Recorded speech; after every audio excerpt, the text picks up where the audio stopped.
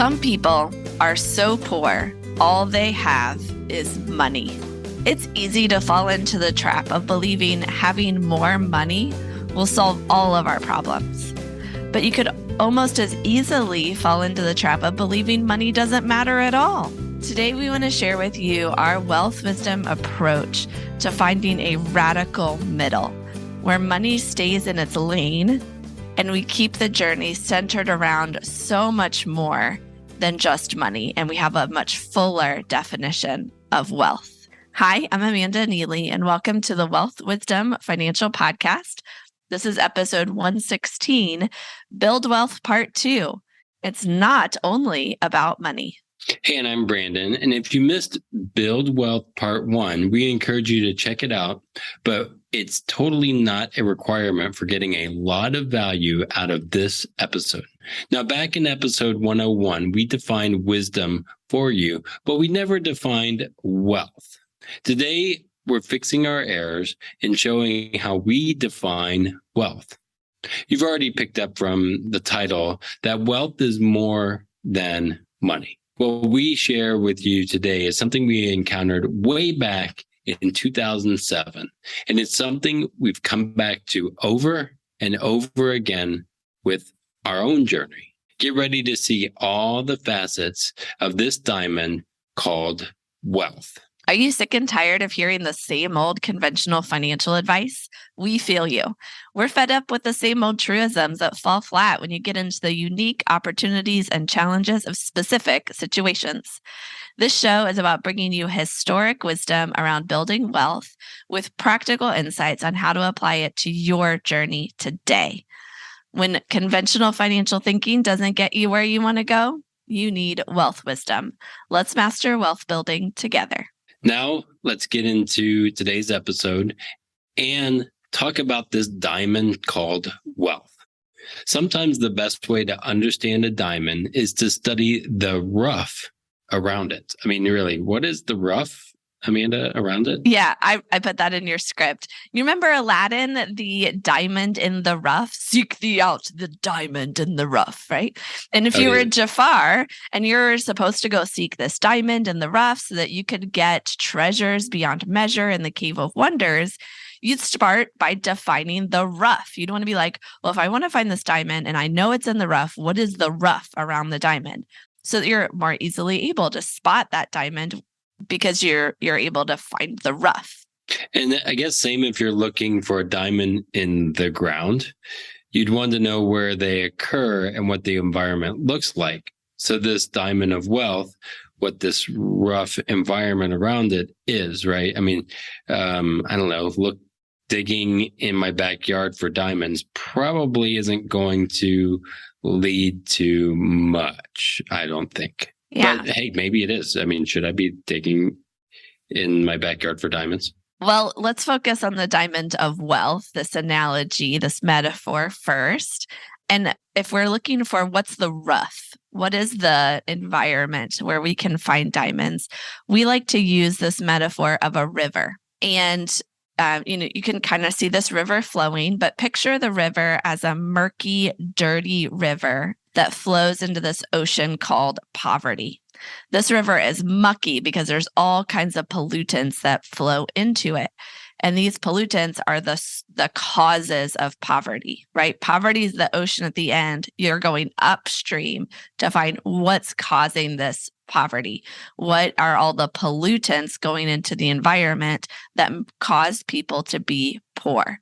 And it turns out there's about 7 of them. And as we've learned about them, these 7 things, I think, are pretty big concepts, but they all flow into this murkiness. So the 7, and we're not going to go in any specific order. Again, they all maybe intersect with each other too. There's a lack of meaning, human injustice, educational inequalities, poor health and disease, environmental decline, hunger, leadership corruption like government and business and even in families. So the thing about these 7, as you heard those, you have to kind of picture them and what they are. And when you picture them, you can almost see the money behind them. For Mhm. instance, educational inequalities. We know, at least here in America, that part of why our educational system is unequal is because of how our educational system is funded through property taxes. So areas where the property taxes are higher have better schools, and Yeah. the areas that have lower property values and then lower property taxes have less funding for schools. So there's this unequalness to it.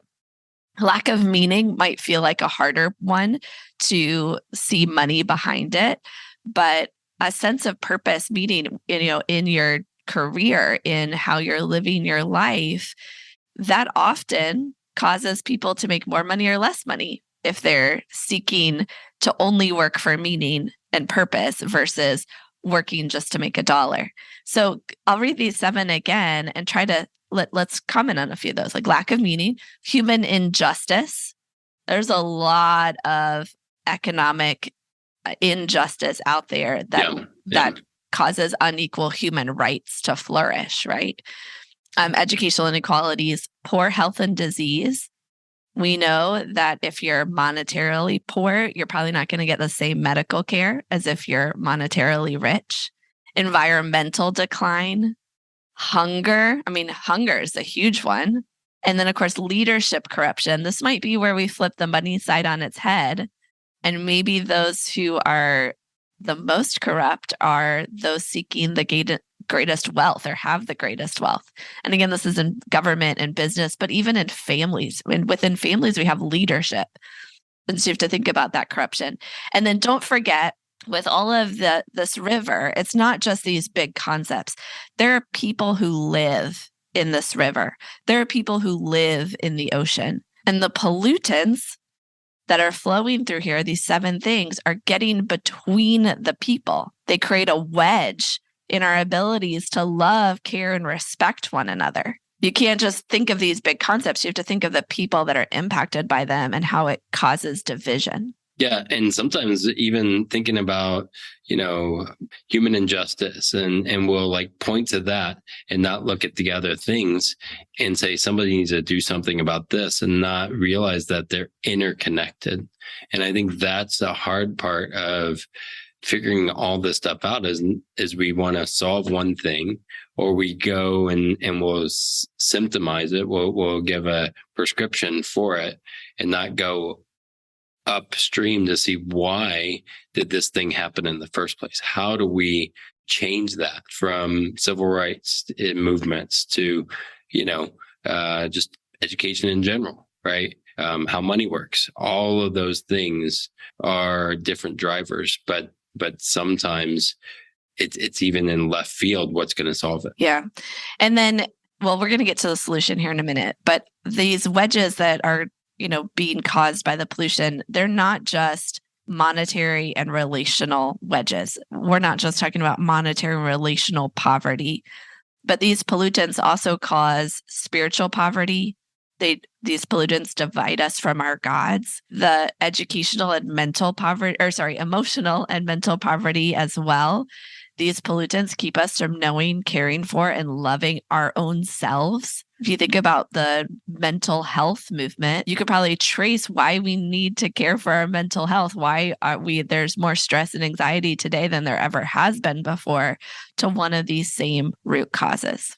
Now, we like to think of wealth in this analogy as the blue, clean water that goes into the system and cleans up the pollutants. Right. So you can go through the same pollutants and ask what would clean them up. Yeah. So let's do that. Yeah. So, I think about it in our world right now, post COVID and everything else. A lot of people are experiencing this at a heightened level. And what can we do to reverse the effects almost of this pandemic? Right. Is something I've thought about. So number one, and again, not in any specific order, but lack of meaning. What would somebody need? Right? Meaning, purpose. That's what people want. A lot of times is a sense of purpose. And so if you have purpose, maybe that also will reduce, suicide, things like that, that are maybe a driving force. So having meaning, having purpose is the inverse of lack of meaning. Yeah. And then you could take human injustice and replace it with human rights. The more human rights and respect for people's differences, and everybody gets the opportunity to play at the same game, those kind of things, you're able to, that's the blue water. And the pollutants get pushed aside. They get cleaned up by advocating for and seeing more human rights come into existence. Then you have educational inequalities. I mean, of course, the inverse of that is educational equality, where we are all able to learn and do the things. You don't have to just be affluent or, all of that kind of thing, but everybody can learn equally. And it's not just because you were born in the right place at the right time. And then you can replace poor health and disease with health, access to good health care, access to healthy food, the time to get, exercise three times a week for 20 minutes, get your heart rate up a certain amount. To be able to do that, not everybody has equal opportunity to do that. Yeah. And thus we have poor health and disease. So let's get some more health out there in all of those ways and more. And number 6 is environmental decline. I think we're seeing that a lot more rapidly as well. And really, again, looking at big business, looking at all this other stuff, is how are we becoming better stewards of the environment, right? All of this stuff is, again, interconnected, but we all have, as much as we want to say we're all different and all of this, we have one planet that we live on. And, we want to be good stewards. So by having that good stewardship there, it might actually prevent some bad things from happening to other people, even across the world, or, other things that are important, or our own kids in the future. Yeah. And I think this ties in really well with how these things are interconnected, because the next one is hunger. And we replace that with sustainability. And when I think of environmental stewardship, I think of things like permaculture and sustainable farming, that kind of thing. And guess what? That's probably going to also solve a lot of hunger. Yeah. That there can be the same blue water, the same solution, the same concept of wealth in that helps clean up pollutants in multiple areas. And then finally, number 7, Brandon, you do that one. Yeah, I think it's one that we're very aware of here in the U.S. It's leadership corruption, and replacing that with leadership integrity. Now, I don't know about you, but I am really annoyed when election season comes along, because I feel like it's all about, well, this guy was corrupt, and that everybody is corrupt, apparently. And you can't even win on leadership integrity anyway. But how do we build a system about integrity and understanding, like, even within the politics, if we do our parts, it'll affect the other things. But there's a lot of greed, there's a lot of money in play that creates corruption, whereas what we need is integrity and some honesty. Like, some of this stuff isn't going to take like in a 4-year term cycle, right? It takes longer than that. And so having some integrity in our leadership, in our businesses, in, even our own personal business. That's what I'm hoping people hear from us, is we want to be business owners and leaders that are full of integrity. I will not try and change things because I want a sale or something like that. Yeah. And so, that underscores this leadership integrity is not just in government, it's also in business, in nonprofit institutions, and within our families too. And how are we leading with integrity there? And for me, integrity includes long-term thinking and not just looking for quick fixes. So as we start to look at what's going to clean up the pollutants, what's the blue clean water, what does that look like? Don't forget there's people living in this ecosystem, Yeah. in this river, in this ocean. Can you imagine how much better they're able to relate with one another and create relational wealth?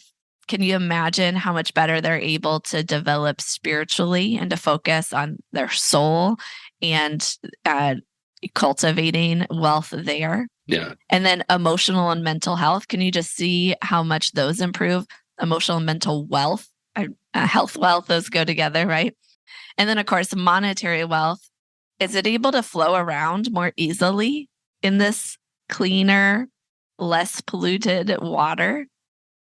That's something to think about, something to imagine. Let's get practical, though. Well, and again, as we were defining and stating the problems, right? Wealth is a lot of different things. It's not just money, right? It is so much more than that. As you guys are listening, I want you to look around and say, where am I really excelling in wealth? And how can I help other people experience this wealth that I've already attained? Maybe it's, you have a good family environment. I don't know. Well, Brandon, you're jumping ahead. We're about to talk about how to do this. So how do you clean up the pollutants?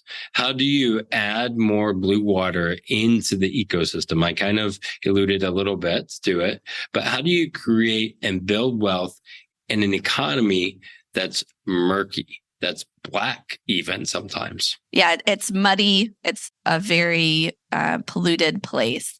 That's not going to change anytime soon. It's going to stay polluted, mucky, almost like the Ohio River.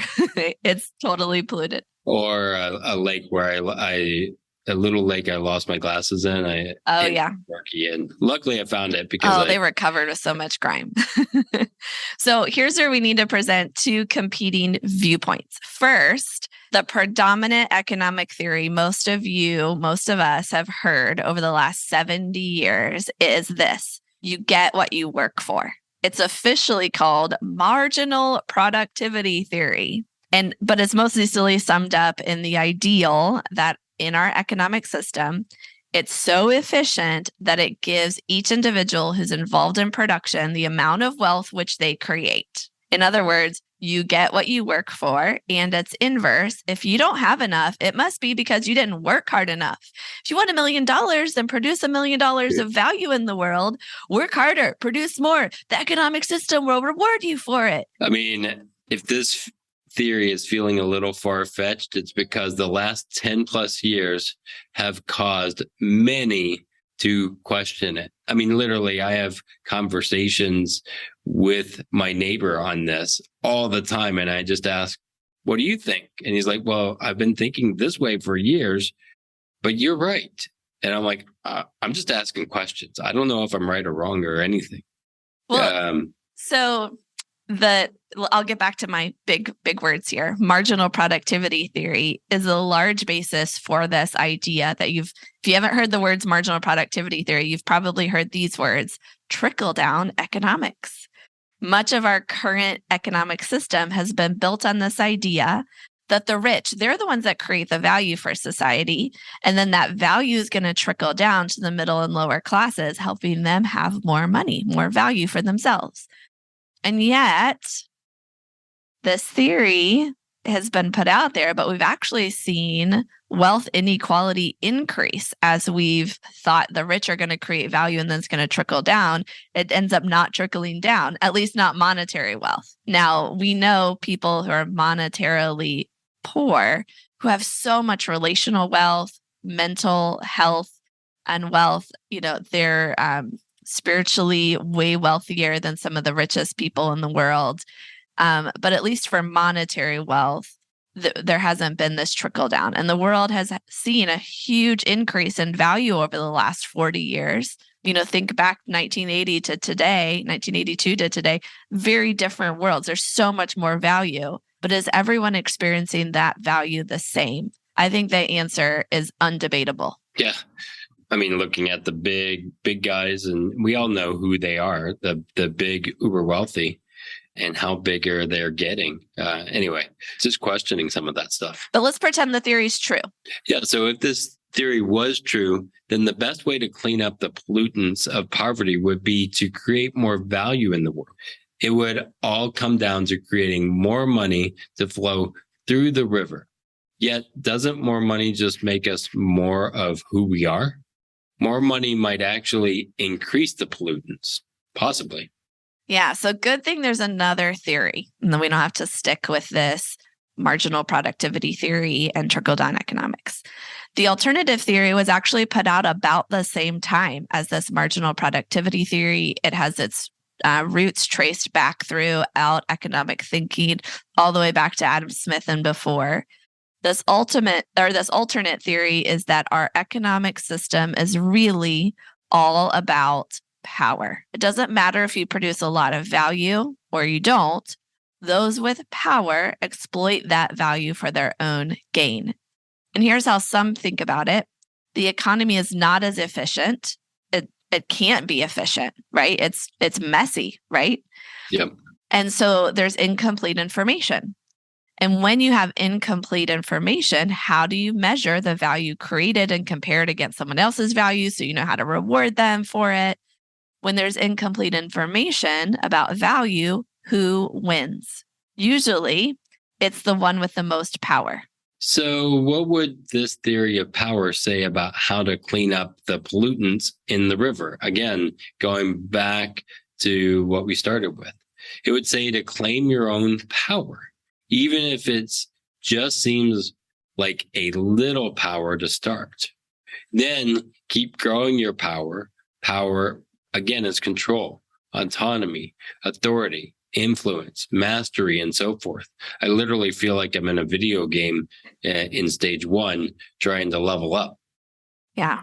So you need to decide for yourself whether you want to trust that more value being created in the world will trickle down to you, or if you want to try to increase your power instead of waiting for that to trickle down. And if you've got a third option, we'd love to hear from you, but that's really what we feel like. You're either going to wait for someone else to bring wealth to you in all of these different realms, or you're going to do what you can today and increase what you're able to do, your capacity, your ability, your mastery of building wealth in all areas of life. And you're going to keep going after it. Which would you choose? For us, we choose the latter. And we take from some very wise, maybe, people in the world and take some of their advice. Michael Jackson started and stated this: start with the man in the mirror. No, you got to sing it. I'm starting with the man in the mirror, like that. I'm not going to do that. So some wisdom from Michael Jackson here. Start with the man in the mirror. Or the woman. Or the woman, yeah. Or Gandhi, be the change that you wish to see in the world. He's a little bit more famous for sageness, but be the change you wish to see in the world. I think it all starts with us. And that's really our economic theories, right? So we invite you to create wealth in your household and all around you by seeking to increase meaning to your kids, really, and put that into them, right? And for yourself too. And for yourself, right? Remember, we're starting with the woman or the man in the mirror. We're starting with ourselves. Don't forget about your kids for these. Start with, how are you doing this? How are you finding meaning and purpose? Do you know your meaning and purpose for your life? How are you advancing that? How are you moving? Totally forget about your kids though. But. Yeah. But for now, focus on yourself. It's okay to focus on yourself. Moms, I'm talking to you here. It's okay to focus on yourself and make sure. And maybe your meaning and your purpose are found in your kids. That's okay too. Yep. But make sure you've done that work, right? And maybe right now you can't devote a single minute of a single day of a single week to that meaning and purpose. What if next week you could devote 10 minutes to it, right? Yeah. We're not talking about world changing, totally transform your life tomorrow. We're talking about adding a little more blue water into the murky environment. 10 minutes, right? Or if you're already spending 40 hours a week, like we are, doing a lot of purpose type work, how could you transform those minutes to have greater impact, right? That's what we're talking about here. Sorry, I totally interrupted you. But meaning, that's number one. Again, creating wealth in your own household is, again, looking at the human rights, right, around you. What are those things? Educational inequality, No, equality. equality, health, environmental stewardship, sustainability, leadership integrity. All of those things starts with us. And if we do those little things with just our little us personally, and then expand it. Again, our former business name was Overflow, right? We can change the world. So, and this will reverberate so much wealth that we have way too much, right? And not way too much. You can never have too much blue, sustainable water.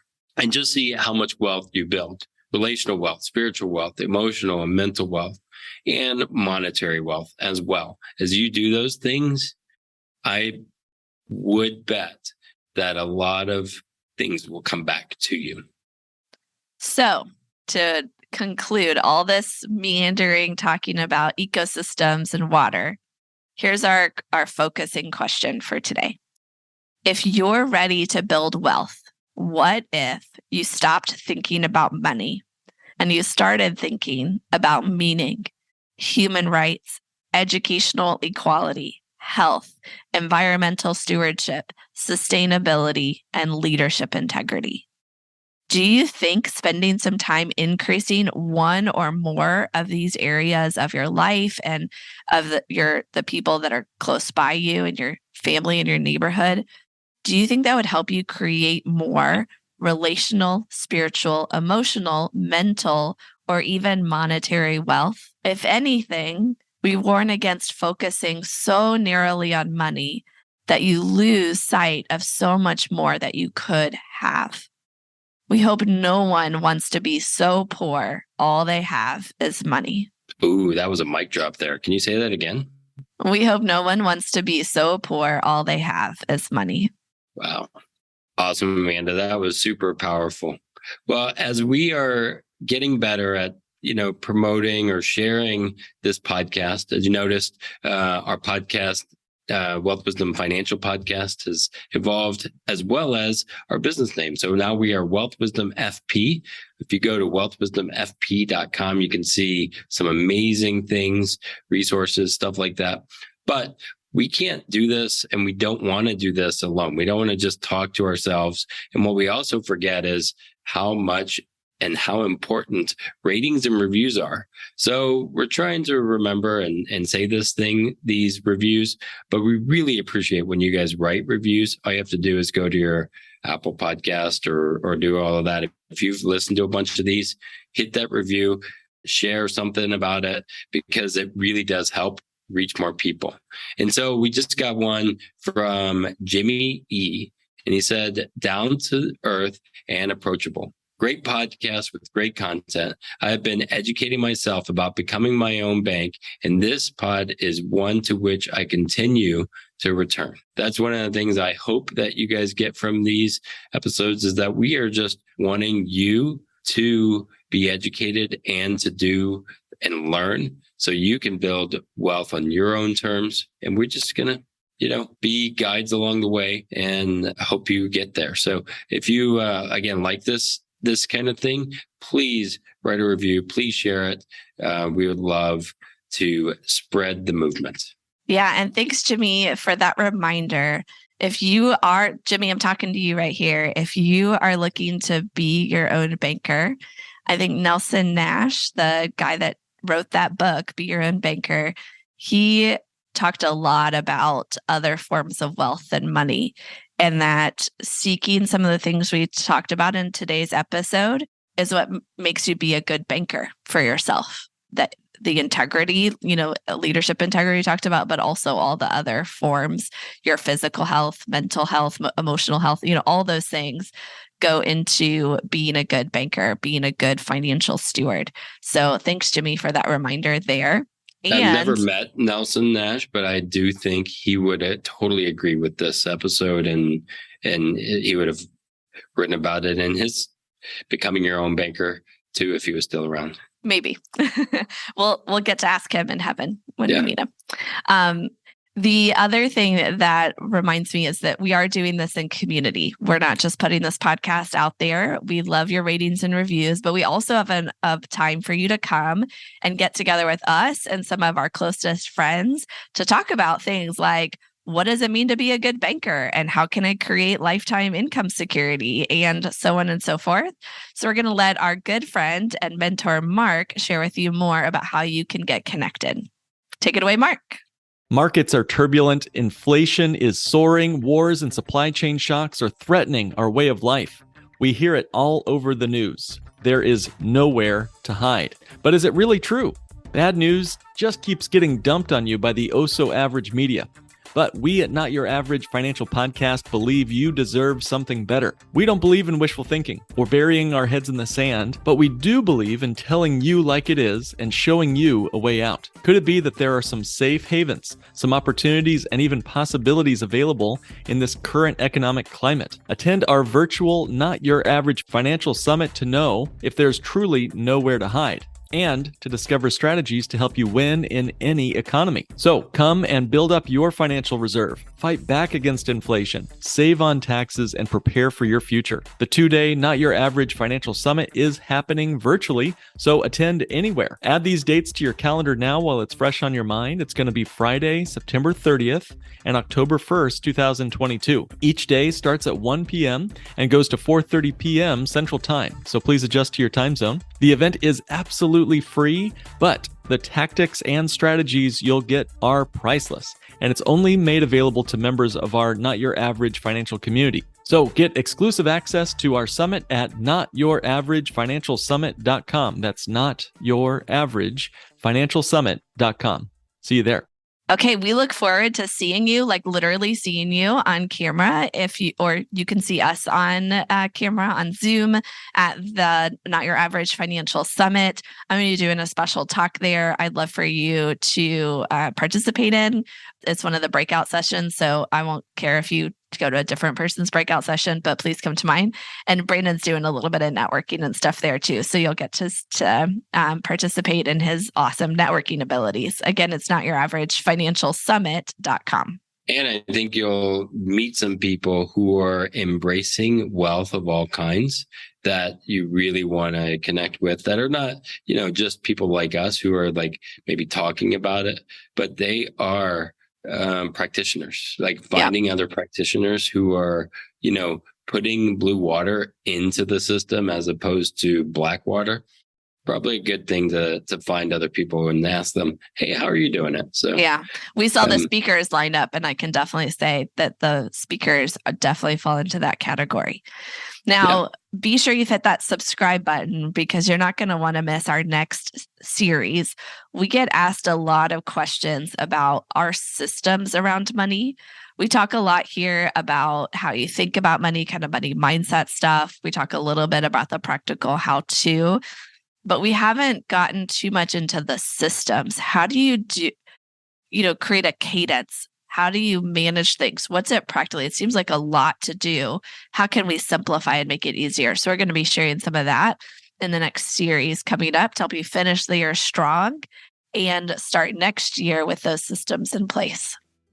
So until next time, keep growing and protecting your foundational wealth in all areas, so you're ready for the next adventure life brings your way. We hope you live long and profit. The topics presented in this podcast are for general information only and not for the purpose of providing legal, accounting, or investment advice. On such matters, please consult a professional who knows your specific situation. This is thepodcastfactory.com.